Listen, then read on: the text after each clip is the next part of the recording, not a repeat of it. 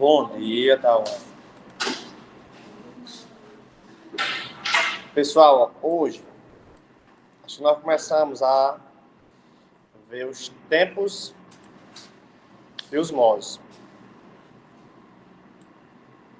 E é o que a gente vai ver hoje, viu? Tempos e modos.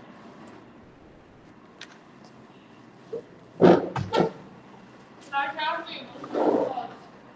Já? E os tempos também. Os tempos também? Sim. Foi. Vamos ver, foi qual sala? Eu não expliquei, tá?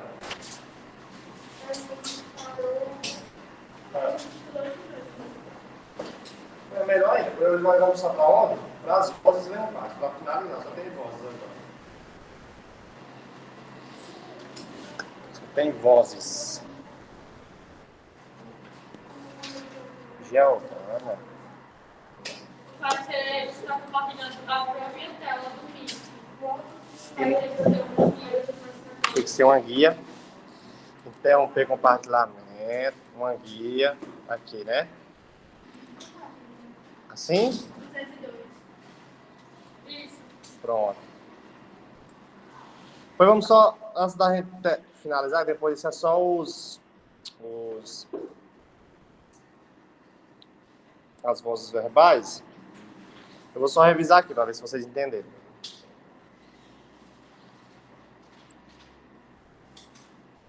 Ó, pessoal. Aqui é a vozes. Nós estamos explicando, nós já explicamos ontem, essas questões aí de tempos verbais e modos verbais. Os modos são 3. Quais são os modos verbais? Pronto. Indicativo. Expressa o quê? Indicativo. Certeza. Subjuntivo.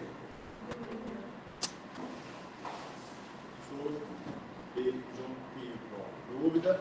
Imperativo. O imperativo vai estar mais em textos publicitários, manuais de instrução, todos os textos que pretendem ensinar ou orientar a aula. O indicativo, certeza, né? Eu tenho certeza da ação que vai ser realizada. O subjuntivo, eu tenho dúvida, é algo hipotético, algo provável de acontecer.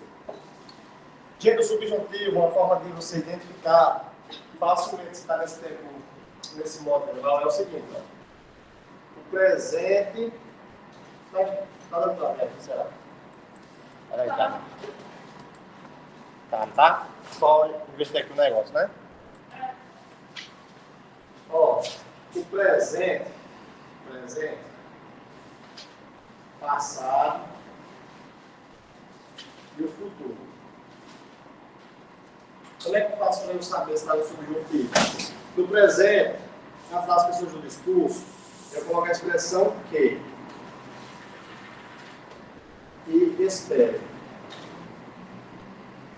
Aqui eu coloco a expressão se e aqui eu coloco a expressão quando. Ou seja, se fosse o verbo cantar, espero que eu cante.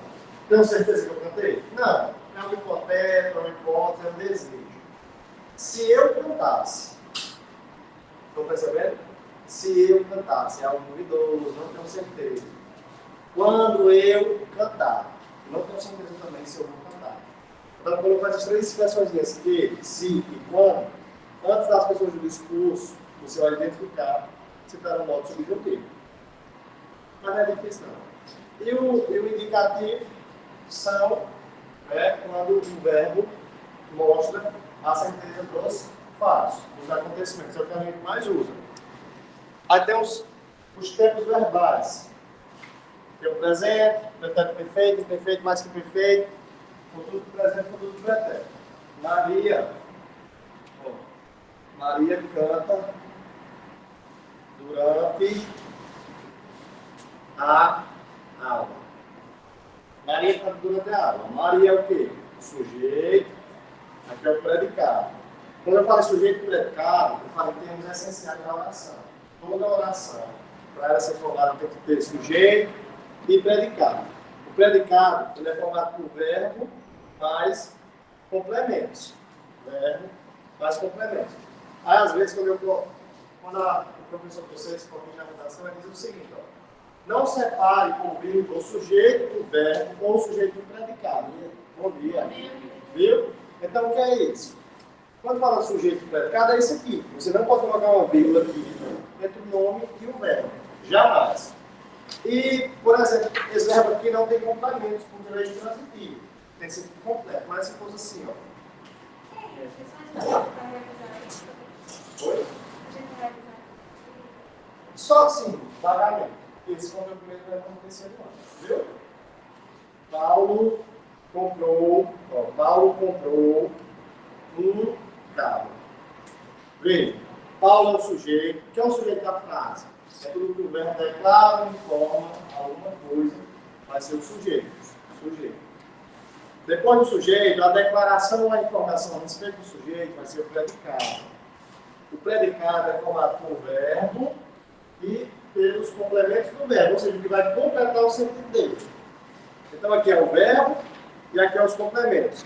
Não podem, em hipótese alguma, separar ou colocar vírgula aqui. O que eu quero dizer com isso? Gilson, se na hora da redação ficar com a dúvida se eu vou usar a vírgula corretamente ou não, eu identifico o sujeito, o verbo e os complementos.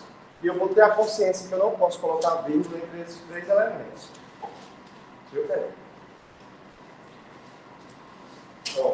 Agora veja o seguinte, quando a coisa, às vezes eu coloco eu digo assim, ó, as expressões adverbiais, coloco vírgula. Aí eu sei que às vezes o aluno não entende que é a expressão adverbial. Por exemplo, a frase é Paulo comprou um carro. Mas se eu falasse ontem, já é uma expressão adverbial de tempo que não faz parte da estrutura convencional da frase. Então esse ontem deve ser isolado por vírgula.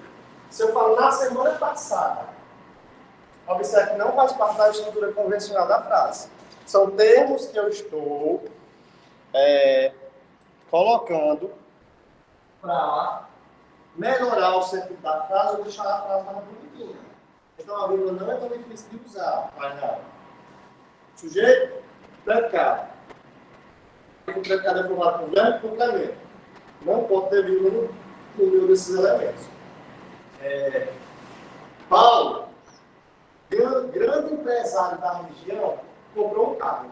Observe, todas essas expressões que eu estou colocando é para deixar a frase mais bem explicada, mais clara. Mas a frase normal, convencional é essa. Então, tudo que eu adicionar, tudo que eu colocar de novo, para deixar a frase mais bonitinha, mais bem elaborada, vai ser isolado por ele.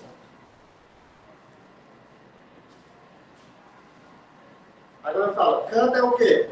Canta é o verbo, é? Esse verbo está em qual modo? No indicativo. No indicativo por quê? Porque expressa certeza. Qual é a conjugação aqui?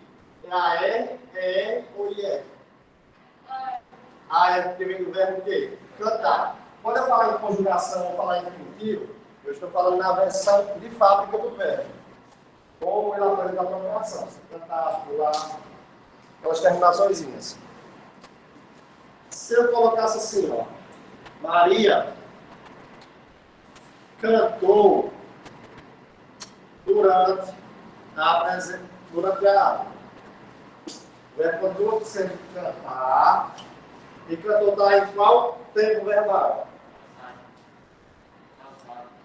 Aí o passado a gente viu que se dá 3 tipos. Perfeito, imperfeito e mais perfeito. Perfeito. Vocês têm certeza que eu expliquei isso aqui? Então, pretérito é o passado. Nós vamos aprender que tem 3 formas. Perfeito. Quando a ação aconteceu no passado uma vez e foi concluída, acabada e encerrada. Uma vez. Quando é o imperfeito, quando a ação ela acontecia frequentemente. Se eu falo assim, inacabada, né? exatamente. Se eu falo para Tainá, estudou para a prova de português. Ou Tainá estudou para o concurso. Estudou. Acabou, encerrou, foi uma única vez. Agora se eu digo assim, ó, Tainá estudava. Dá a entender, você não entende isso, não? Que ela estudou mais de uma vez. Que ela fez um cronograma de estudos. Foi? Sei, sei. Não, foi muito Mas que o prefeito disse até que é Passado. Isso é verdade. passar com relação. Lembrei agora. Eu cheguei na outra sala e disse esse mesmo conceito, não estou nem vendo. Digo lá, ó, que é uma passado do passado. Disse até assim, é a frase. Quando eu cheguei, minha mãe já tinha viajado. Menino, é verdade. Lembrando, vagamente, não estou lembrando. Ó, então Maria é isso mesmo. Se eu falar Maria cantava, é diferente de cantou. Cantou uma vez, aconteceu no passado, encerrou. Agora, quando eu falo cantava, dá a entender que o microfone está ligado mesmo. E cantava mais de uma vez. Vocês entendem isso? Para ser mais que perfeito, tem que ser o passado do passado. Então, antes, eu tenho que colocar outro verbo, né? Denotando passado. Tipo assim. Quando sua mãe chegou à escola, Maria já tinha cantado. No caso, quando é o passado do passado, que o período é composto, mais que perfeito, não é assim? Já cantara. Aí tem a expressãozinha, que eu falei para vocês, quando tem tinha, mas o particípio, cantara. Terminação leve, a, sem um acento. Pronto, então. E o futuro. Todo presente, faço menção a algo que ainda vai acontecer.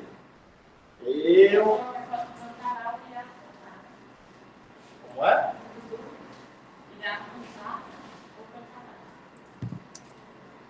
Por exemplo, Paula cantará na feira cultural. Feira cultural. Ó. Presente, fazendo menção ao futuro. Quando é futuro, tem um acento. Quando é o mais que perfeito, não tem um acento. É A. E José disse ontem que não viria hoje. Ele estava no passado, fazendo menção ao que ia acontecer no dia seguinte. Então aqui é o quê? O futuro do pretérito. Futuro do passado. Ele estava no presente, fazendo menção ao que ia acontecer no outro dia. Então, estou no presente, futuro do presente. É simples. Futuro do presente, estou no presente, faço menção ao que vai acontecer ainda. E o do futuro é quando você está no passado, fazendo menção ao que aconteceu no dia seguinte. Deu para entender? Se não deu, pode dizer. Quem não entendeu? Eu escutei trovão tão longe, mas não tem noção. Negócio de máscara, para não se bem, né? Assim, pessoal. Gilson. Isso tá certo, tá? O viria? Tá. Eu estou desaprendendo, viu? De escrever, eu estou escrevendo, estou ficando na dúvida se está certo. Tá? Gilson falou que faltaria aula hoje. Ó, sempre que tiver assim, mais que perfeito, ou futuro do pretérito, o período vai ser composto, vai ter mais de um verbo. Porque ele vai fazer menção ao verbo que passou. Gilson falou. É como se no momento da fala, ontem, eu tivesse falado que ia acontecer algum período no outro dia. Então, Gilson falou ontem, imagine a situação. Você conta para a sua filha. Gilson falou ontem que faltaria aula hoje. Ontem seria o presente e amanhã seria o futuro. Ontem ele não está no momento da fala? Ele está falando de algo do passado que está fazendo menção ao futuro. Que você vai analisar o momento da fala. Entendeu? Se alguém pergunta, mandou nas costas, por exemplo, Tainá vai faltar hoje? Aí alguém diz assim, sim, Tainá disse ontem, eu estou no momento da fala, mas estou fazendo menção a algo que ela disse ontem no passado, para se referir ao hoje. Entenderam? Então é futuro do pretérito.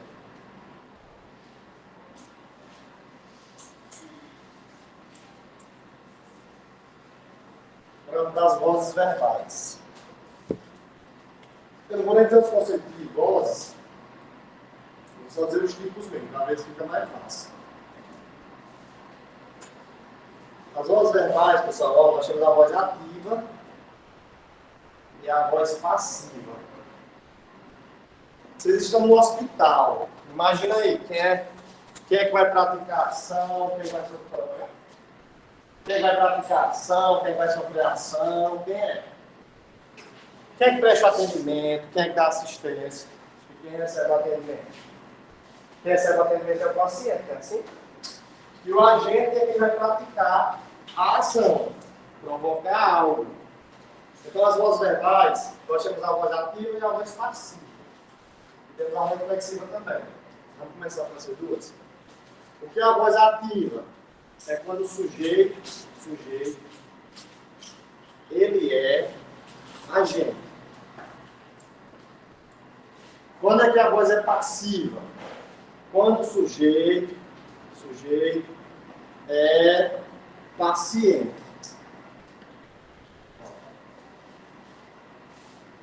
A voz passiva tem dois tipos. Tem a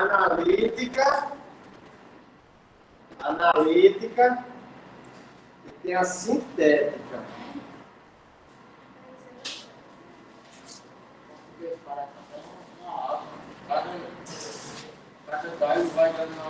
É que essa, tenta entender. Se não entender, acho que isso fica difícil, porque uma coisa está levando a outra, tá? É complicado mesmo, concordo com vocês.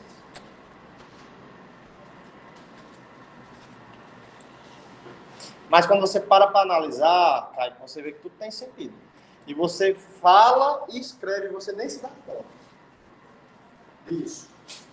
Porque o que é que o nosso amigo Google fala aqui, ó? O que são vozes verbais? Vozes verbais. Ó.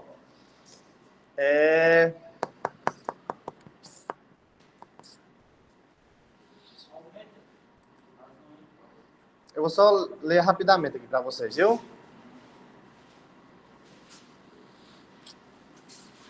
É o comportamento do sujeito na frase. Por que é o comportamento do sujeito na frase? Porque numa, o sujeito vai ser agente e no outro, o sujeito vai ser paciente. Ele sofre a ação no momento e na outra ele recebe a ação. Mas diga. Exatamente. Não. Quase isso. Quase. Mas é assim, vamos pegar essa frase. Você viu lá o caso da menina, como é o nome daquela menina que foi dropada. Você não estou mais lembrado como veio o caso, não. Eu não sei se ela foi dropada ou foi... Se ela foi abusada por um cara, ganhou dinheiro, né? E o cara foi absolvido. Né? O cara estuprou a mulher, dopou a mulher, não sei se ele dopou, não lembro bem. Sei que ela não estava em condições de ter relação sexual com consentimento, mas mesmo assim ela se aproveitou. Pronto. Teste com as amigas, viu, gente? Aí o cara foi absolvido, viu? Né? E o Brasil é assim. Aí vamos lá. Como é que eu disse? João matou Caim, mas não é tu não, viu? É outro Caim. É lá do sítio dele. Está longe aqui o negócio. Vai cá. Posso apagar isso aqui? Essas duas definições? Agora a gente explica isso aqui. Vamos tentar. Você fala assim, ó, João, tem aí no livro vocês vozes verbais, entendeu? Não. Vocês viram no sumário, Não. tem certeza? Não, pode não. Olha o sumário, que eu acho que tem, viu? Isso é importante. Eles colocam só as coisas importantes aí. Ó, João, Tem 350. tem, matou, gente, é bom vocês tragam um livro, diabo. Porque, tipo, é distante das partes que a gente estava vendo, entendeu? Não É. vai pegar pra você que É porque eles vão trazendo outros assuntos, outras informações para poder chegar. É importante vocês tragam os livros, acompanhem por eles, porque caso vá surgir dúvida, vocês já voltam lá, já. Né? 350. Pensei na prova, depois da prova. Você fala, João matou Maria.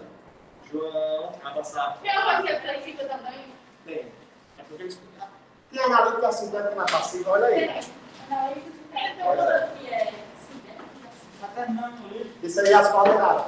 Não, é porque esse livro é doido. Entendeu? Mas estamos terminando, ele tem muito conteúdo ainda para ver. Ó. Falta parasianismo, simbolismo, literatura. Falta conjunção melhor mesmo daquela aula. Vocês lembram? Ele explicou que era período composto, a função das conjunções. Aí já viu. Os conteúdos mais complicados são esses aqui. Programa tem uma infinidade de coisas dentro. Aí depois é uma literatura novo. Só que a literatura agora não é mais tão atraente como o realismo e naturalismo. O realismo e naturalismo. Quem não pôde ler o livro, Dom Casmurro, eu quero fazer uma aula com vocês assim, quando o pessoal voltar. Eu quero pegar os livros de história em quadrinho, da biblioteca, e os livros que a versão digital. O que é que o celular? Vai acompanhando. Vamos ler o livro da criação do Casmurro e o Cortiço, porque a aula foi boa, muita pessoa discutiu, mas eu disse digital, para a gente explorar mais. Porque eu só posso explicar o realismo e o naturalismo, aqueles livros, aqueles dois livros, para entender o realismo e o naturalismo. A gente percebe até o contexto, até o cenário. O realismo trata, mesmo falando de críticas, a sociedade da época burguesa, que era intocável, que era um cristal, para perceber as classes, né? A diferença de classes. O Dom Casmurro fala de um cara, né, que vai fazer direito, estudar fora, de uma família que tinha dinheiro, né? Já o Cortiço mostra mesmo como é que funcionava a sociedade da época, viu? As classes econômicas mais baixas. E a gente vai fazer uma aula só, assim, uma aula só assim. História de quadrinho por quê? Porque é mais rápido para ler, né? Se fosse para ler um livro para outra, não é inteira. Não dá. Mas é bom saber, tu lê, porque a literatura é assim. Só compreende o contexto se você ler pelo menos um livrozinho. Naquele período, né? Ó, João matou Maria. João matou Maria. João é o cabo safado. Isso foi um caso de feminicídio que aconteceu na Holanda. Viu? Os advogados do plantão. Sabia? João matou Maria. João é o quê? É a gente, além disso, como é o nome lá? Sujeito. O que é o sujeito da frase? É tudo que o verbo declara ou informa alguma coisa. É quem pratica ou sofre a ação. Sujeito. O verbo, para você identificar o sujeito, é identificar o verbo. Gente, eu comparo o verbo. O verbo é... O sujeito sempre vai estar no verbo? Não. Por exemplo, se eu falasse assim, ó.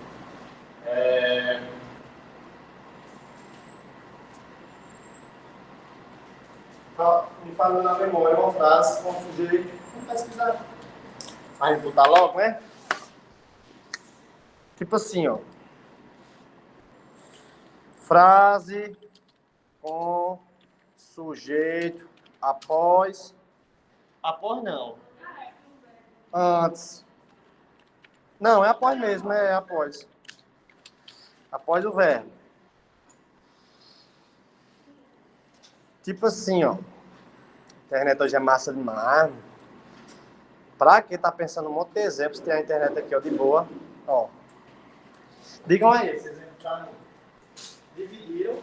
A comida, a mãe, Dividiram a comida, a mãe, os seus filhos e os amigos de seus filhos. os seus filhos e os amigos de seus filhos. Observe o seguinte, ó. O sujeito, normalmente, vai antes do verbo, normalmente. Mas, em casos à parte, ele também pode vir depois do verbo. Professor, como é que eu vou saber identificar? É fácil. Quem vai trazer todas as informações essenciais que você precisa saber? Esse camarada aqui, ó. O verbo. Quem foi que dividiu a comida? Quem dividiu? A mãe, os seus filhos e os amigos dos filhos. Então, isso aqui é um sujeito. Como tem mais de um núcleo, mais de uma pessoa, o verbo vai ficar o quê? No plural. Por que eu falo assim, gente? Saiba quais são as pessoas do discurso. Por quê? Porque qual é a pessoa do discurso que eu posso substituir essa expressão aqui? Eu, tu, ele, eles. Se a pessoa do discurso é eles, qual a conjugação correta? No plural, dividiram. Entendeu, cara? O sujeito pode vir após o verbo. E para eu identificar, é só pegar o verbo e ver de quem ele está falando. De quem ele está falando, viu? Aí o que vai expor fez aqui? O que vai expor fez? Dividir a comida. Isso aqui é o quê?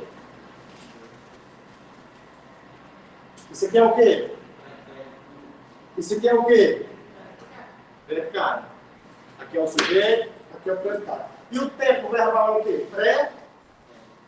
Perfeito ou imperfeito? Acabou. Perfeito. Sim, ó, o verbo na frase, pessoal, é um tesouro, gente. É um tesouro mesmo, porque ele fala tudo. É o baú, é aquele que acaba. Aqui é um baú, viu? É sério? Isso aqui aqui é a abertura do baú. Viu, gente? O verbo, ele é a essência da frase. A palavra mais importante. Que através do verbo, eu vou entender o tempo, o modo, sindicação, significado e tudo. Sujeito é aqui, Maria vai ser o quê? Vai sofrer ação, então vai ser o quê? A ciência. Então, quando o sujeito ele é agente, como a Tânia falou, a voz vai ser o quê? Ativa, porque o sujeito está praticando a ação, está provocando. Fui lá com uma faca aí. Ah, meu Deus, tá olhando. Tu viu como ele morreu? E foi João bateu o vizinho. E por que não era quem? João? Na história? João estava traindo ela. Era Maria que estava traindo. Agora vamos transformar essa frase aqui, ó. Maria, não, vai virar, né? Matou a faca aí, ó. Aqui é a faca, facão. Maria matou. Não. Maria foi morta ou foi mortada? Depois do verbo ser, alguns verbos que apresentam dois particípios, fica na versãozinha mais curta. Lembram disso? Imprimido, impresso, aceso, acendido. Que eu expliquei para vocês. Os verbos, você vai acompanhar pelo verbo ter e haver, e o outro pelo verbo ser ou estar. No caso aqui, ó, a versãozinha menor, ser ou estar. É o particípio. Maria foi morta por... É assim que eu prevejo, não é? Tudo bem. Maria foi morta por João. Maria é o sujeito da frase? É ou não? Vamos identificar o verso. Quem foi morta por João? João, o verbo está falando de quem aí? Só que agora o sujeito não é mais agente, vai ser o quê? O sujeito agora é paciente, ou seja, mudou a função dele na frase, dependendo da forma como você escreveu. Você usou isso na redação, ó, demais, você nem se dá conta disso. Às vezes você não coloca na voz ativa, coloca na voz o quê? Passiva. Tá certo? Não tem problema não. Aqui é o quê? Particípio, ó, né? No caso aqui é o particípio regular ou irregular? Particípio, ela sempre aqui. Regular ou irregular? O curtinho. Olha as anotações de vocês, por favor. O curtinho é o particípio. Gente, então sabe o que é particípio, né? Sim. Então, Não. por isso, pode vir, Ana Maria, que não está. Vocês querem que vamos orar. Vamos orar. Ó, Ana Maria, é o seguinte, ó. Quando eu expliquei formas nominais, eu expliquei um negócio indicar, é o regular, não é assim?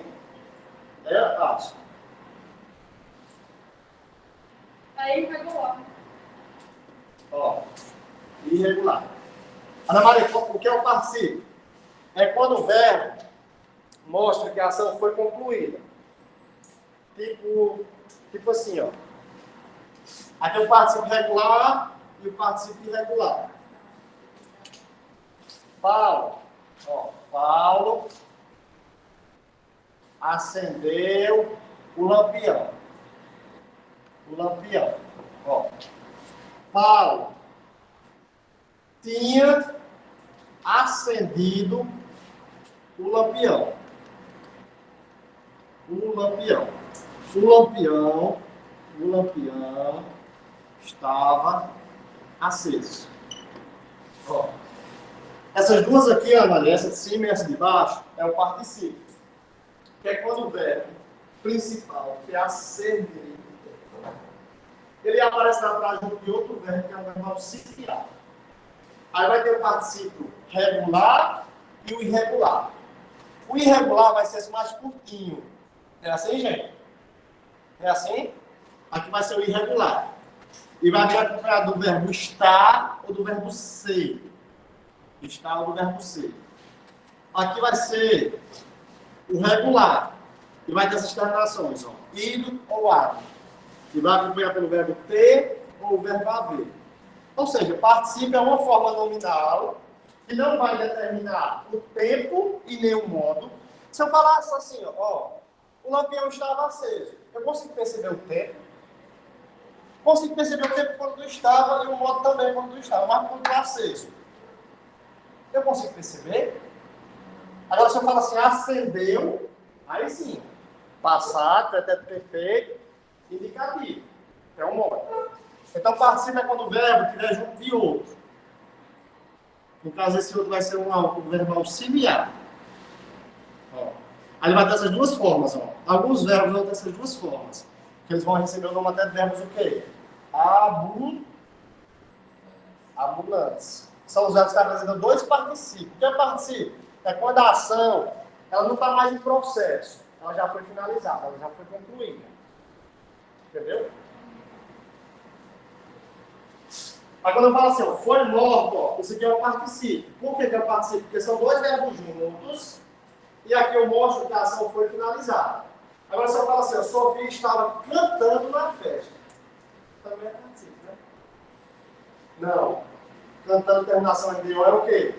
Gerúndio. Dá a entender o quê? Que a ação está sendo o quê? Processada. Ela não foi acabada.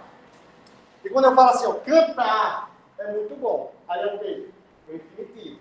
Que é a própria configuração do verbo na versão de fábrica. Então, o que é a voz passiva? O sujeito é paciente. Vamos ter o particípio aqui. Se ele vai ser regular ou irregular, não importa. Mas vai ter o particípio. Ou seja, dois verbos juntos. De preferência o verbo ser e o particípio. E o ponto João vai ser o agente da passiva. Ou seja, quem provoca a ação. Não é coisa, né? Não, de novo, tá presente? Você entender? Em ativo? Está na passiva. Vamos de novo. Esse aqui é mais chatozinho. Tem analítica, reflexiva. Mas vamos lá.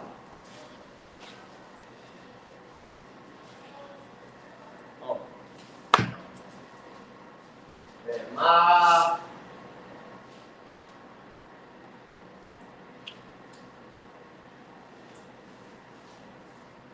gosto de Maria mesmo, vou falar de Maria. Maria cortou o bolo. Cortou o bolo. Vamos olhar a voz, hein, velho? Nós não vamos esquecer tempo verbal, modo verbal, vamos olhar a voz do verbo. Ou seja, como o verbo está se comportando. Você está assumindo a função de agente, de paciente. Aqui é o sujeito. O verbo não. O sujeito, viu? Que tem que ser o agente ou o paciente. Maria é o sujeito. Praticação. O verbo cortar está denunciando Maria. Sujeito. No caso, Maria cortou o bolo. Foi lá pegar a faca e cortou o bolo. Então, praticou o quê? Praticou a ação, voz ativa, sujeito aqui é o quê? Agente. Quem está sofrendo a ação? Quem está recebendo? O bolo. Então, quem recebe o atendimento no hospital é quem? O paciente.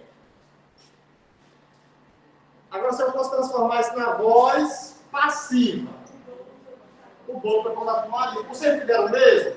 Era. Só eu mudar a ordem dos termos e a função do agente. Então, o bolo foi. Vocês estão entendendo, galera? Estão entendendo? Estão nem... Vocês estão entendendo? Povo.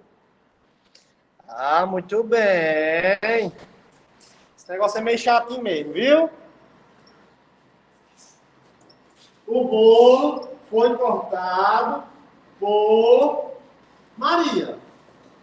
Observe, o bolo é o sujeito da frase ainda, mas não é mais agente. Ele é paciente. Paciente, é assim? Ou seja, o sujeito é paciente, porque está sofrendo a ação. Aqui é um caso do quê? Particípio, porque tem dois verbos juntos, e tem a terminação id ou lado, então é particípio. Da forma nominal, é como o verbo se apresenta na frase. E o por Maria é o agente da passiva. Por que o agente da passiva? Porque a voz é passiva e ele está provocando a ação. Aqui foi lá e cortou tudo. Ok? Vamos mais um exemplo. Dá tempo mais um exemplo, não dá? Termina aqui, olha, essa aula. Sabe que 45. Mas só esse último exemplo. Ó.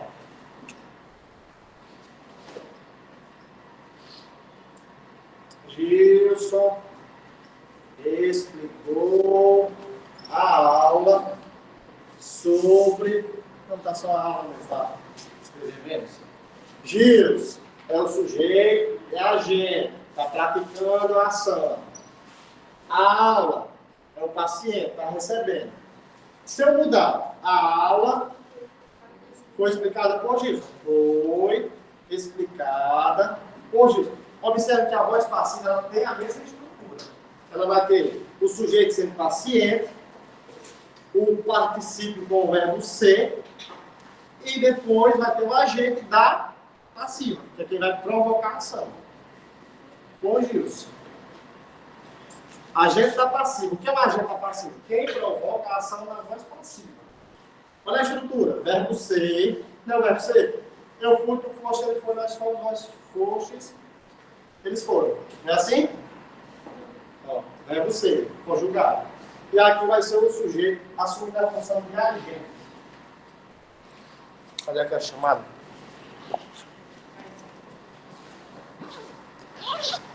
Isso no quadro fica melhor de entender do que negócio de slide, não fica não?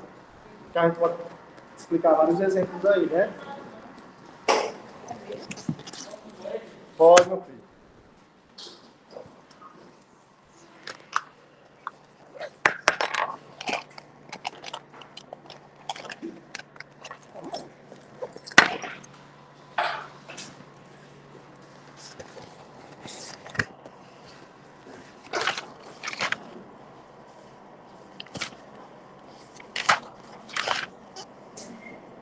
Segundo B, segundo B, segundo B, segundo B. Grupo 2, né? Ó a chamada, viu, pessoal? Chamada aí, a chamada. É o 8. Joyce, Karina, Kennedy, Kaique, Leis, Pedro, Rafael Oliveira Gomes. Tu parece com o Léo Mar, macho. Samira Severino. Sofia, Tailândia, Tawane, Tainá, Ana Maria e Atos. Valeu, galera. Bom final de semana para vocês. Deus abençoe cada um, viu? Eu pareço um pastor. Eu pareço um pastor. Terminou a aula, viu, pessoal de casa? Vamos merendar agora.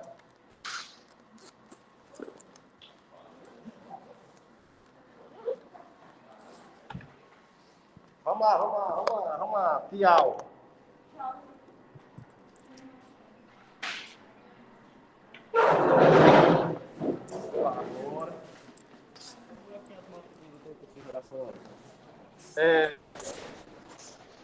Sexto ano. Aí começa a campanha de matrícula para o ano de 2022.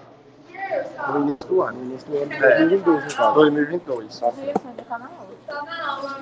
Isso, eu vou lá e faço tudo. Pronto.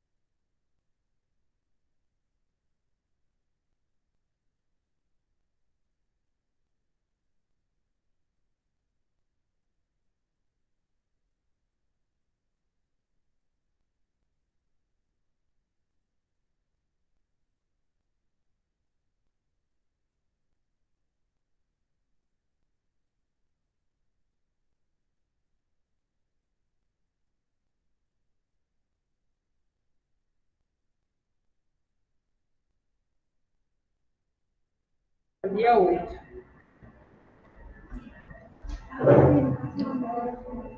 Karina. Deixa eu ver quem está em casa pode tirar um. Germândia, tira um print das pessoas e manda me escrever, por favor. Só tem 4. Kaique. Aí. Kennedy. Liz. Pedro. Rafael. Samira. Severino. Sofia. Tailane. Tawane, Tainá tá aqui, Ana Maria, Adson, Ingrid. Ingrid é do agrupamento também. Ah, ela tá do outro grupo, né? Semana que vem, parece que vai vir todo mundo junto, tá assim? João Paulo vai avisar para vocês. Todo mundo que os pais permitiram. Mas não vai todo mundo ainda não. Eu acho que ele vai falar, de hoje para amanhã. É melhor. Falou que não. Ele falou? Mas o que ele falou que vinha confirmar, era hoje? Foi eu. Ele disse que ia avisar no grupo e ia avisar. Ele falou ontem já, porque só podem 25, né? Só tem para 25. É. Aí vai ficar 3 pessoas fora. E é isso. Só se fizer sorteio, né? Não quero que escolher essas 3 pessoas, Não, mas é possível. Tipo, essa que tem 25 vem 3 semanas e a outra vem só na outra. Nessa outra. Quanto totalidade? Aí ele falou assim. Não, vai vir 25, vai ser. Ele queria dizer que era 25 toda semana e esses 3 alunos em uma semana e outra não. Não, vai ter que ficar 3 semanas. Não, mesmo as 3 pessoas para fazer isso. Mas, então, pessoal, ó, hoje, agora é aula de arte, certo? O que foi que eu preparei para hoje para vocês? Como vocês fizeram tem gente que não fez ainda. Como vocês estão fazendo a avaliação essa semana, eu não quero começar a explicar o conteúdo propriamente dito sobre o modernismo, que é o que eu pedi para vocês lerem. Lembra que eu mandei vocês lerem um capítulo? Não lembro. Ninguém leu. Já escuta também, ela já Ai, meu Deus.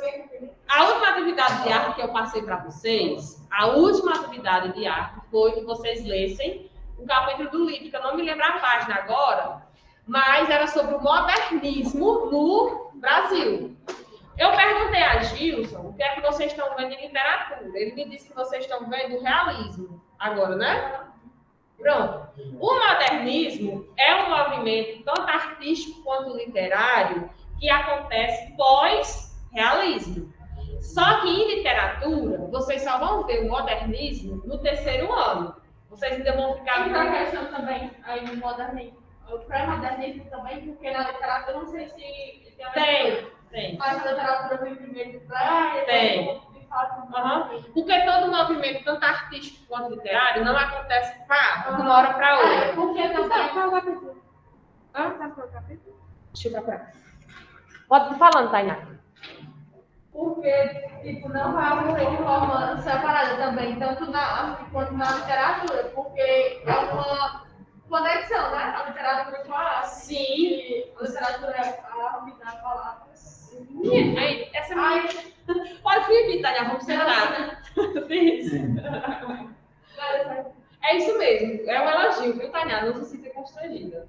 É como a Tainá está dizendo, meu povo, a literatura e a arte estão intimamente ligadas, porque ambas são formas de arte.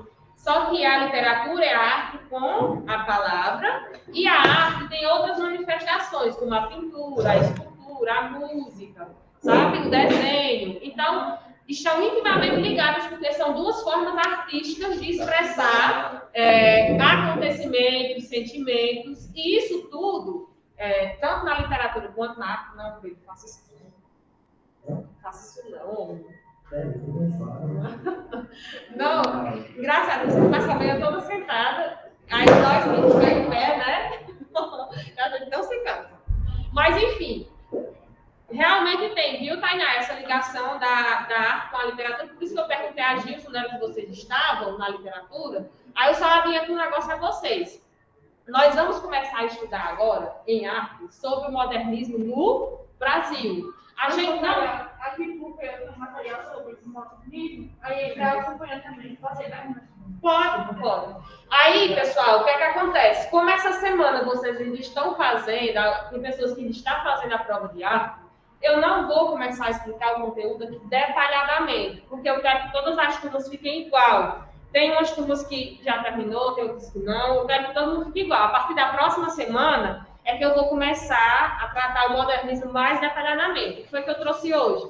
Eu procurei um vídeo que explicasse para vocês mais ou menos o contexto histórico onde nasceu o modernismo no Brasil quanto à arte, tá? Aqui vai falar até um pouco sobre alguns textos e tudo, mas o foco desse vídeo aqui é quanto à arte.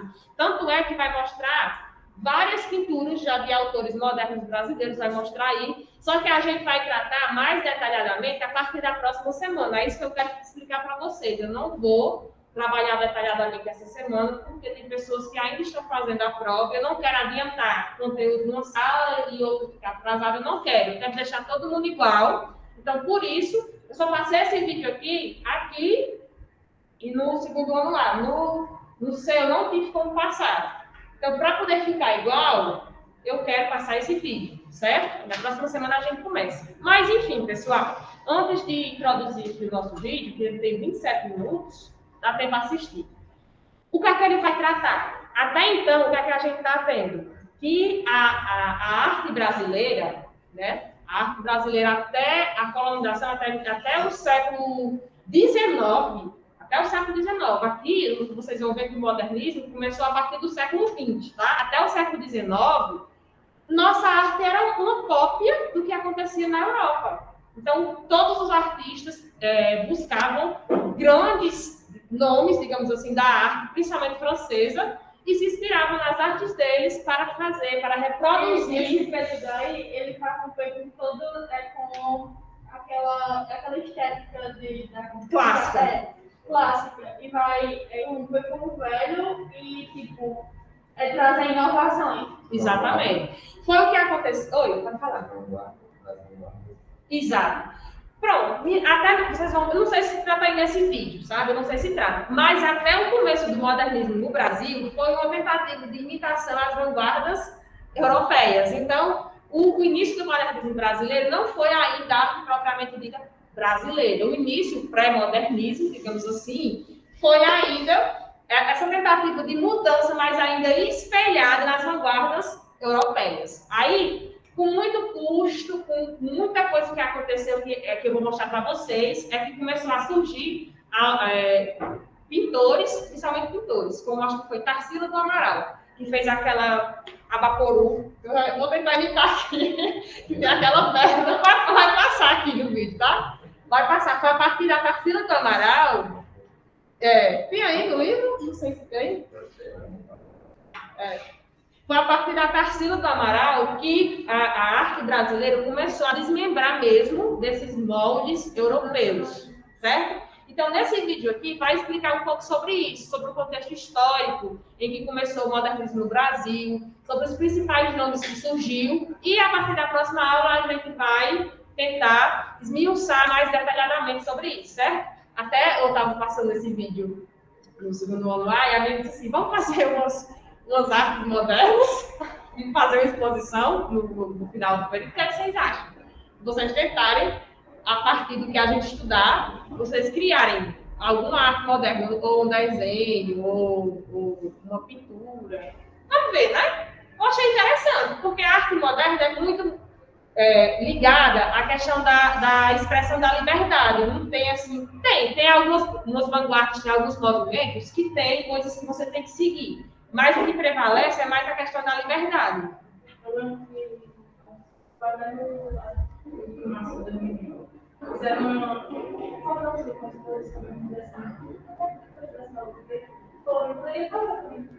lembro que quando o Wagner estava um ano aí, antes da pandemia, ele também fez uma exposiçãozinha.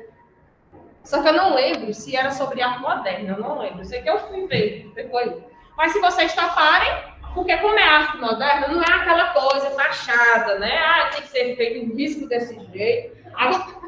Agora, se depende, se você for seguir, por exemplo, isso. Se você for seguir, por exemplo, o cubismo, tudo bem, então tem que ter os traços mais, de formas mais geométricas e tal. Mas aí você, de acordo com o que a gente foi explicando, aí vocês vão vendo o que vocês identificam mais e podem fazer as suas criações. Topam? Tentar? No fim do bimestre? Pode até ver o vídeo, não, que eu falo demais. Ó. Passou, tá? Já no vídeo, tem que ir para a apresentação, tá aberto, né? Ela tem que ir para o YouTube. Mas é melhor desligar da apresentação. Lá. Desliga lá da apresentação.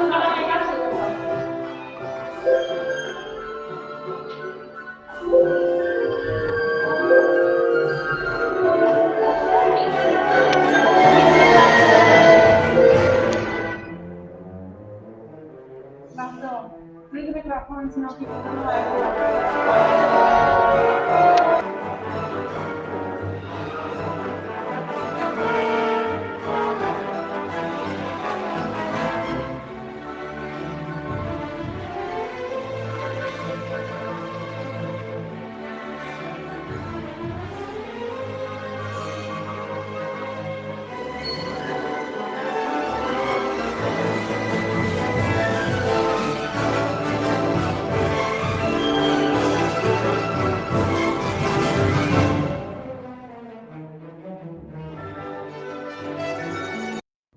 Você quer fazer o favor de não pular meu vídeo, pelo amor de Deus? Aí você tá assim, mas lá vem a Cris de novo.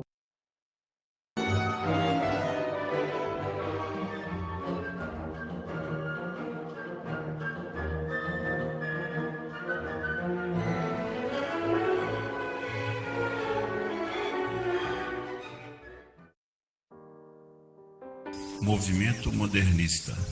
O Brasil começa a viver o século XX. O século XX inicia-se no Brasil com muitos fatos que vão moldando a nova fisionomia do país. Observa-se um período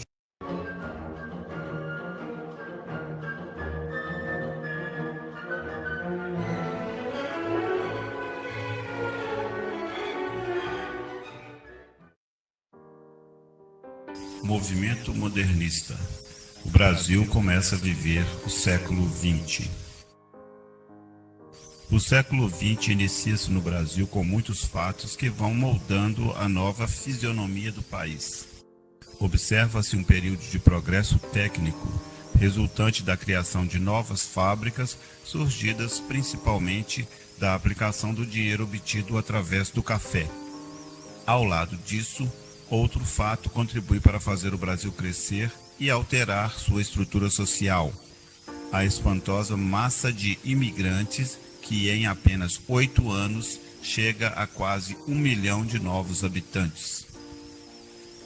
Assim, as forças sociais que atuam na realidade brasileira, já em 1917, são bem complexas. Em São Paulo, por exemplo, ocorre uma greve geral de que tomam parte 70 mil operários. Essa paralisação foi organizada pelo movimento anarquista, constituído principalmente por imigrantes, os primeiros a questionar o capitalismo paulista.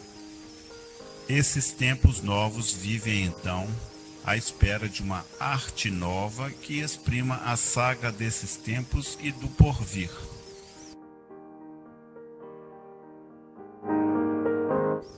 O nascimento de uma arte nova é a semana de 22.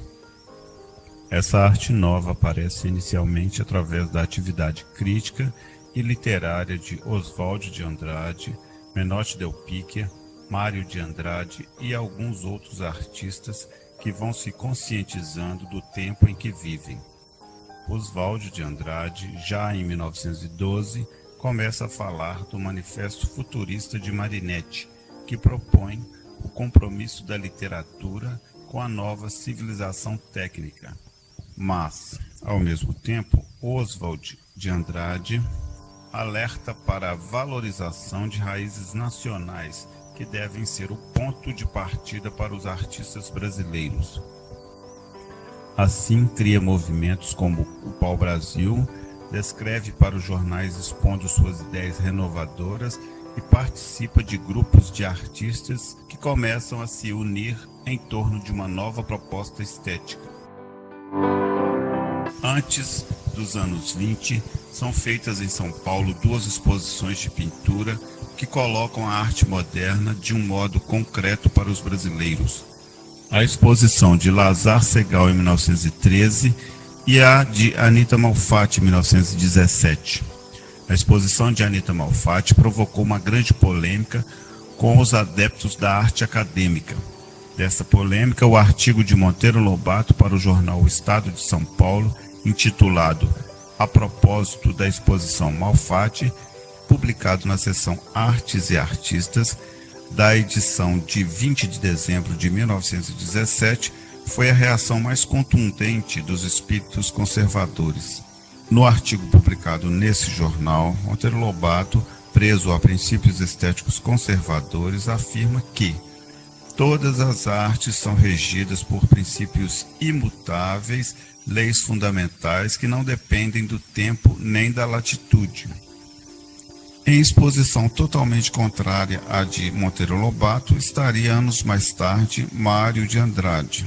Suas ideias estéticas estão expostas basicamente no prefácio de sua obra Pauliceia Desvairada, publicada em 1922. Aí, Mário de Andrade afirma que belo da arte arbitrário, convencional, transitório, questão de moda, belo da natureza, imutável, objetivo, natural, tem a eternidade que a natureza tiver. A arte não consegue reproduzir natureza, nem este é seu fim.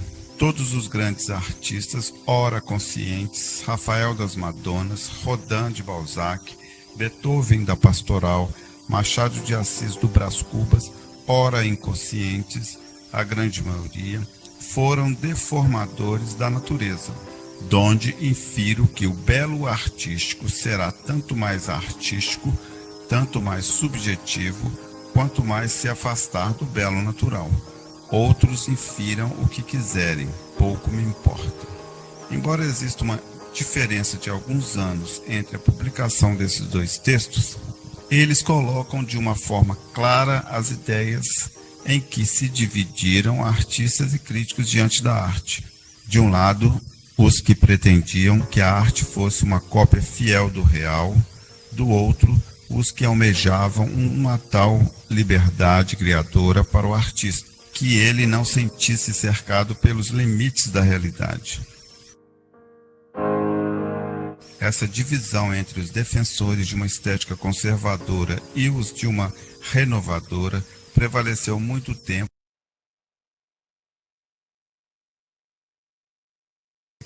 e atingiu seu clímax na Semana de Arte Moderna, realizada nos dias 13, 15 e 17 de fevereiro de 1922, no Teatro Municipal de São Paulo. No interior do teatro foram apresentados concertos e conferências, enquanto no saguão foram montadas exposições de artistas plásticos. Estes eventos da Semana de Arte Moderna foram o marco mais caracterizador da presença entre nós de uma nova concepção do fazer e compreender a obra de arte. O expressionismo chega ao Brasil. Antes da explosão do movimento modernista de 1922, o Brasil teve com Lazar Segal, 1891-1957, seu primeiro contato com a arte mais inovadora que era feita na Europa. Segal nasceu na Lituânia, mas foi na Alemanha, para onde se mudou em 1906, que estudou pintura.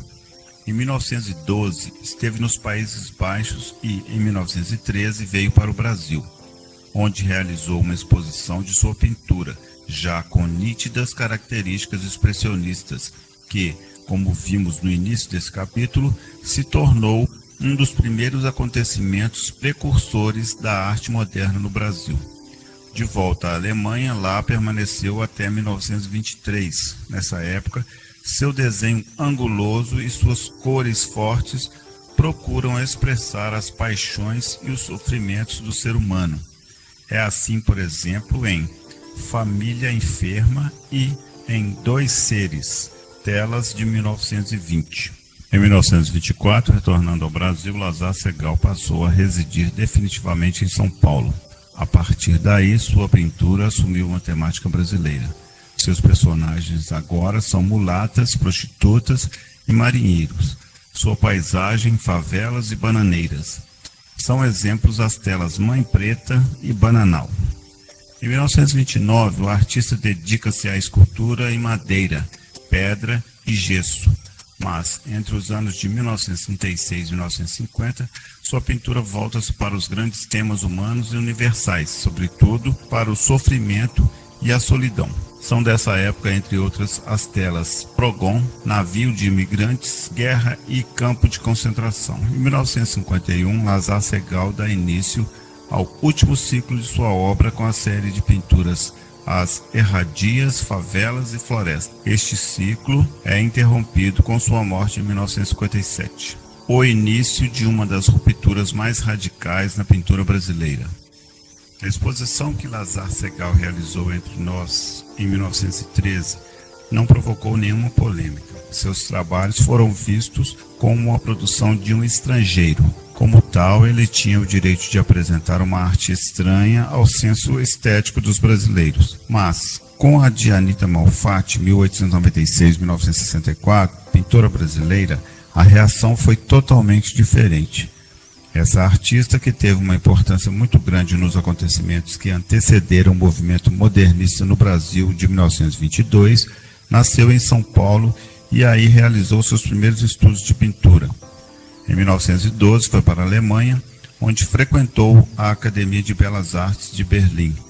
De volta ao Brasil em 1914, realizou sua primeira exposição individual. Entretanto, sua exposição mais famosa é a de 1917. Foi essa exposição que provocou o artigo de Monteiro Lobato, citado no início desse capítulo, tendo severas críticas à arte de Anita. Nessa mostra figuraram, por exemplo, A Estudante Russa, O Homem Amarelo, Mulher de Cabelos Verdes e Caboclinha, trabalhos que se tornaram marcos na pintura moderna brasileira por seu comprometimento com as novas tendências. As críticas desfavoráveis a Anita Malfatti, porém, fizeram com que muitos artistas se unissem à pintora e, juntos, trabalhassem para o desenvolvimento de uma arte brasileira livre das limitações que o academicismo impunha. Nesse sentido, Anita acabou tendo uma importância histórica muito grande para as artes do Brasil, pois, na medida em que foi criticada, polarizou a atenção dos artistas inovadores e revelou que sua arte apontava para novos caminhos, principalmente para os novos usos da cor. Como dizia a própria artista à revista anual do Salão de Maio, em 1939, os objetos se acusam só quando saem da sombra, isto é, quando envolvidos na luz. Nada neste mundo é incolor ou sem luz. Um incentivador da Semana de Arte Moderna. Depois das exposições de Lazar Segall e Anita Malfatti, precursores da arte moderna no Brasil, os artistas mais inovadores começaram a se reunir em torno da ideia da realização de uma mostra coletiva que apresentasse ao público o que se fazia de mais atualizado no país. Entre esses artistas estava Emiliano Augusto Cavalcante, de Albuquerque Melo, 1897-1976, pintor conhecido como Di Cavalcante, um dos grandes incentivadores da realização da Semana de Arte Moderna de 1922. Durante a semana, esse artista participou da sessão de pintura com 12 trabalhos, entre os quais Ao Pé da Cruz, Boêmios e Intimidade. Depois de 1922, até o final da década de 20 e entre 1935 e 1940, Di Cavalcante viveu na Europa, onde esteve em contato com os artistas mais notáveis da época. Na década de 40, sua arte estava amadurecida e conquistou definitivamente seu espaço na pintura brasileira. As obras desse pintor ficaram muito conhecidas pela presença da mulher mulata, uma espécie de símbolo de brasilidade e, na opinião do jornalista Luiz Martins, um admirável elemento plástico. Exemplos disso são Nascimento de Vênus, obra de 1940, ou Mulher de Vermelho, de 1945. De Cavalcanti foi influenciado por diversos pintores como Picasso, Gauguin, Matisse e Braque, mas ele foi capaz de transformar essas influências numa produção muito pessoal e associada aos temas nacionais. É assim, por exemplo, em Pescadores, obra de 1951. O cubismo de um jovem artista brasileiro. Entre as pinturas expostas na semana de 22 estavam algumas de Vicente do Rego Monteiro, 1899 e 1970, consideradas as primeiras realizações de um artista brasileiro dentro da estética cubista. Seu talento artístico se manifestou muito cedo. Natural de Recife, aos 12 anos ele foi para a Europa estudar pintura e aos 14 já participava do Salão dos Independentes em Paris. Voltou ao Brasil em 1917 e em 1922 participou da Semana de Arte Moderna com 10 trabalhos. Depois disso, sua vida alternou-se entre a França e o Brasil. Entre as tendências artísticas que influenciaram a obra de Vicente do Rego Monteiro está, sem dúvida, o cubismo, que foi trabalhado pelo pintor de um modo muito próprio. Exemplos disso são as telas de temas religiosos, como a crucificação, flagelo e pietà. Nessas obras predominam as linhas retas e o corpo humano é reduzido a formas geométricas, o que sugere ao espectador a percepção de volumes. Esse artista interessou-se muito pelos temas que envolviam os mitos indígenas brasileiros, com os quais fez uma série de aquarelas que expôs no Rio de Janeiro em 1921. Devorar a estética europeia e transformá-la numa arte brasileira. Com Tarsila do Amaral, 1886-1973, a pintura começa a procurar uma expressão moderna, porém mais ligada às nossas raízes culturais. Apesar de não ter exposto na semana de 22, Tarsila colaborou decisivamente para o desenvolvimento da arte moderna brasileira, pois produziu uma obra indicadora de novos rumos. Sua carreira artística começou em 1916. Em 1920 foi para a Europa, onde estudou com mestres franceses até 1922. Nesse mesmo ano, voltou ao Brasil e participou do grupo Claxon, formado por Mário de Andrade, Oswald de Andrade, Menotti Del Picchia e outros intelectuais. Em 1923, a artista voltou à Europa, passou pela influência impressionista e, a seguir, encontrou o cubismo. Nessa fase, ligou-se a importantes artistas do modernismo europeu, tais como Fernand Léger, Picasso, De Chirico e Brancusi, entre outros. No ano seguinte, ou seja, em 1924, Tarsila estava novamente no Brasil. Foi quando iniciou a fase que ela própria chamou de pau-brasil. Segundo o crítico Sérgio Millier, as características dessa fase são as cores ditas caipiras, rosas e azuis, as flores de baú, a estilização geométrica das frutas e plantas tropicais, dos caboclos e negros, da melancolia das cidadezinhas, tudo isso enquadrado na solidez da construção cubista. 4 anos mais tarde, em 1928, Tarsila do Amaral deu início a uma nova fase, a antropofágica.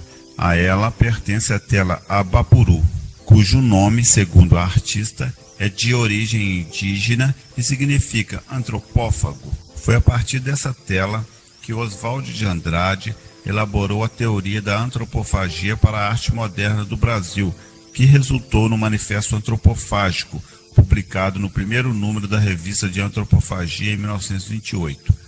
A teoria antropofágica propunha que os artistas brasileiros conhecessem os movimentos estéticos modernos europeus, mas criassem uma arte com feição brasileira. De acordo com essa proposta, para ser artista moderno no Brasil, não bastava seguir as tendências europeias, era preciso criar algo enraizado na cultura do país. Depois de uma viagem à União Soviética em 1931, Tarsila passou por uma curta fase de temática social, da qual é exemplo significativo o quadro Operários. Sua última e mais importante obra é um mural, Procissão do Santíssimo em São Paulo, no século XVIII, encomendado pelo governo do estado de São Paulo e pintado em 1954. a escultura brasileira se moderniza. Na década de 20, graças à produção de Victor Brecheret, 1894-1955, a escultura brasileira ganhou um aspecto mais moderno. As obras desse artista afastaram-se da imitação de um modelo real e ganharam expressão por meio de volumes geometrizados, delimitados por linhas sintéticas e de poucos detalhes. Inicialmente, Victor Brecheret estudou no Liceu de Artes e Ofícios de São Paulo. Em 1913, foi para a Europa aperfeiçoar-se no aprendizado da escultura. Em Roma, jovem e com muito talento, participou da Exposição Nacional de Belas Artes de 1916, com a obra Despertar. Obteve o primeiro lugar, dando início a uma carreira de escultor que demoraria alguns anos para se firmar. Brecheret voltou ao Brasil em 1919. No ano seguinte, começaram a aparecer na imprensa críticas elogiosas ao seu trabalho. Em 1920, ele apresentou a maquete do Monumento às Bandeiras, provavelmente o mais conhecido de seus trabalhos. Essa escultura em granito com 50 metros de comprimento, 16 de largura, 10 de altura e composto de 37 figuras, que se encontra no Parque do Ibirapuera, em São Paulo, foi iniciada em 1936 e inaugurada em 25 de janeiro de 1953. Em 1922, Brecheret participou da Semana de Arte Moderna com 12 peças. Entre 1923 e 1929, tomou parte em salões franceses com esculturas que sempre foram bem aceitas nos meios artísticos europeus. É o caso de Sepultamento, obra premiada em 1923, e de Portadora de Perfume, exposta em 1924. Durante sua vida, Brecheret produziu muito e criou obras gigantescas, como o Monumento às Bandeiras e o Monumento a Caxias, mas foi capaz também de dar beleza a pequenas e graciosas peças em mármore, como Bailarina e Tocadora de Guitarra.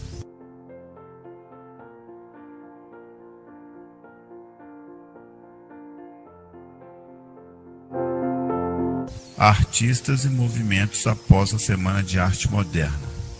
Após a Semana de Arte Moderna e a agitação que ela provocou nos meios artísticos, aos poucos foi surgindo um novo grupo de artistas plásticos que se caracterizou pela valorização da cultura brasileira.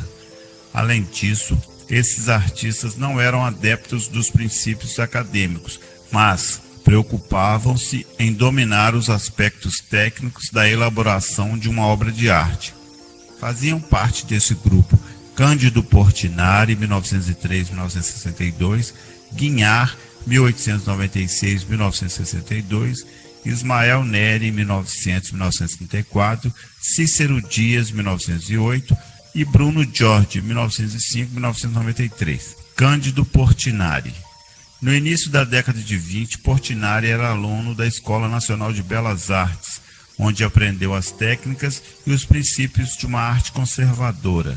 Em 1928, ganhou como prêmio uma viagem ao exterior.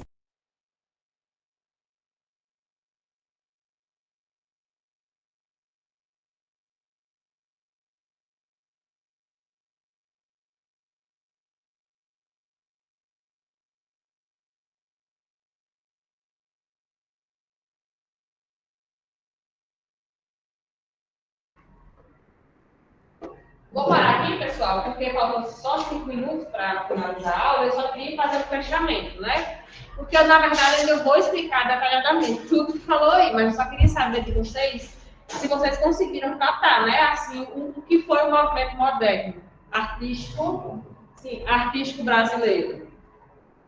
Como o Tainá estava falando, foi a ruptura, né?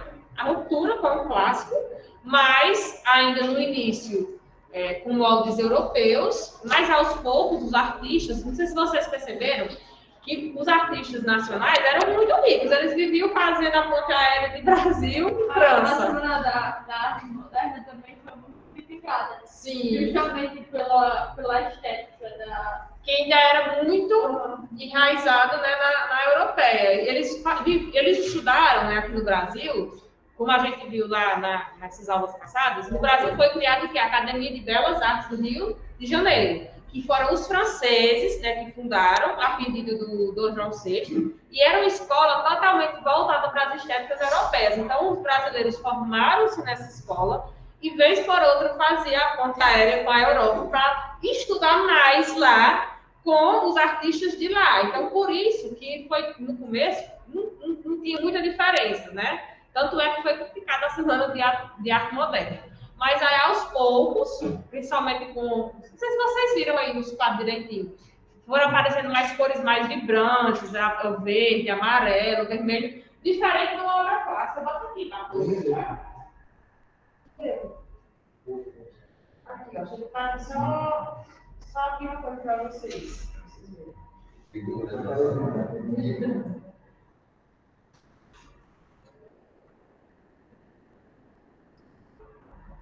Mas eu tenho que botar minha, porque senão vai aparecer literatura. Eu acho que eu não vou nem abrir, dá para vocês verem, né? Deixa eu botar essa aqui que é famosa, a Mona Lisa. Comparar a Mona Lisa com um daqueles quadros que a gente viu. Tem a ver alguma coisa com obra clássica? Não. Aqui são traços mais finos, mais procurando realmente imitar a realidade. E a gente viu que na Semana de Arte Moderna era justamente o contrário. Eles não queriam imitar a realidade como era, mas sim mais como interpretar a realidade. Ó, aqui são obras clássicas. Isso aqui parece com obra moderna? Não, é totalmente o contrário. Esse aí, ó. Qual? Esse daqui é assim. Não, esse aqui é moderno. Já é o expressionismo. Tá? Ele é apaixonado por negócio. Ah, é? É dele, já que falou, que já cabia até o livro. Aí, pessoal, olha só. Aqui, ó, é a busca pela perfeição, pela beleza, pela representação. Pela representação das coisas como elas são, aqui o mais real possível. Tá vendo? Isso aqui é arte clássica, a arte moderna rompeu com isso. Deixa eu colocar aqui mais algum outro exemplo. Olha, por exemplo, na escultura. Olha a forma, né? Bem desenhada. As esculturas modernas não chegam.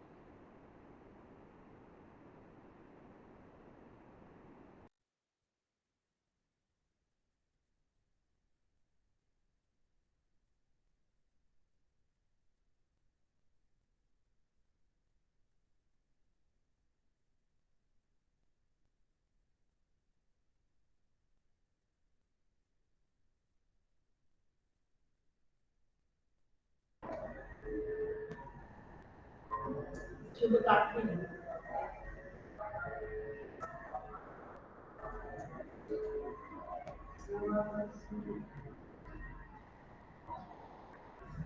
Deixa eu passar uma escultura.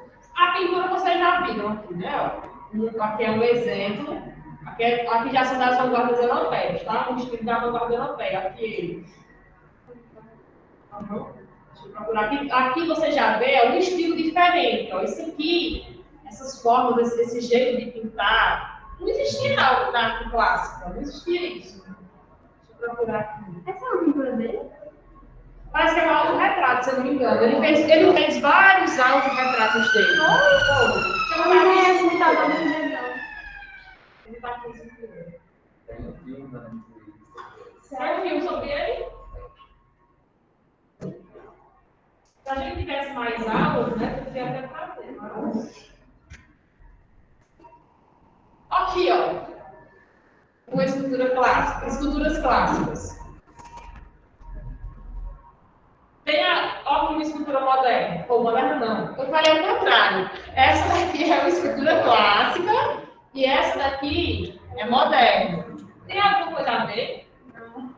Olha aqui. Na antiguidade, né, no século de 19 para trás, eles buscavam pela perfeição, pela imitação da vida como ela era, real. Já na modernidade, é como eu estou falando, eles estavam rompendo com isso aí e viam a arte mais como uma expressão de sentimentos, de reflexões sobre o que acontecia na sociedade. Né? Por isso que já foi mudando a forma, né?